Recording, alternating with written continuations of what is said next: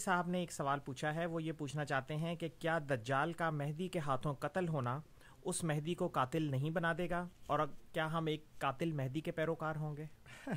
منفرد سوال ہے ذرا۔ بات یہ ہے کہ ایک تو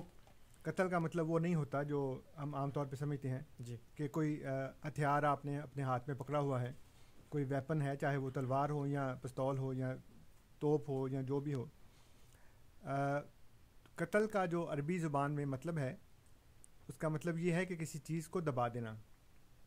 کسی چیز کو کل عدم کر دینا، اس کو نظر انداز کر دینا۔ جیسے جس وقت خلافت کی بات ہو رہی تھی نبی کریم صلی اللہ علیہ وسلم کی وفات کے فوراً بعد، تو حضرت سعد بن معاذ رضی اللہ تعالیٰ عنہ جو ایک انصاری صحابی تھے، ان کا یہ خیال تھا کہ مجھے خلیفہ بننا چاہیے۔ جی، چنانچہ انہوں نے اس وقت صدائے احتجاج بھی بلند کی،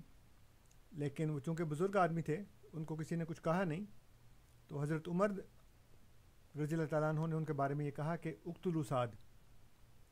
کہ سعد کو قتل کر دو۔ اب اس کا یہ مطلب نہیں تھا کہ سعد کو جان سے مار دو، بلکہ مطلب یہ تھا کہ اس کو نظر انداز کر دو، گویا ہے ہی نہیں، کیونکہ وہ بزرگ آدمی تھے، صحابی تھے، اور ویسے بھی وہ تقوی میں کافی اوپر تھے، لیکن اس وقت ان سے غلطی ہو گئی، تو اس کے بعد وہ پھر گوشہ نشین ہو گئے اور لوگوں نے ان سے کسی قسم کا کوئی رابطہ نہیں رکھا یا ان کی بات کو سنا بھی نہیں۔ تو ایک تو بات یہ ہے کہ قتل کا مطلب وہ نہیں ہوتا جان سے مارنا۔ دوسرا یہ ہے کہ اگر اللہ تعالیٰ کا دشمن اللہ تعالیٰ کے دوست کو مارنا چاہے تو خدا کا دوست جو ہے وہ اس کو دفاع میں مارتا ہے، تو وہ قتل نہیں ہے۔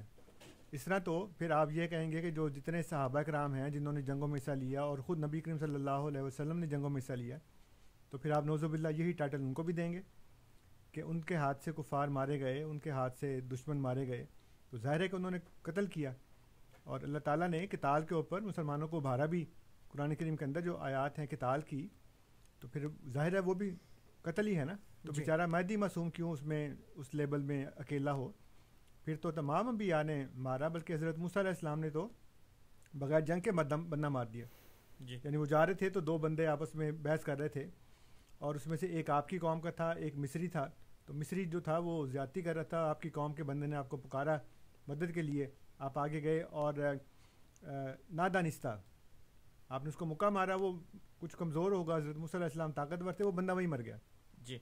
چنانچہ پھر حضرت موسیٰ علیہ السلام کو وہاں سے جانا پڑا، فرار ہونا پڑا۔ تو اب آپ کہیں گے جی کہ وہ بھی قاتل ہیں،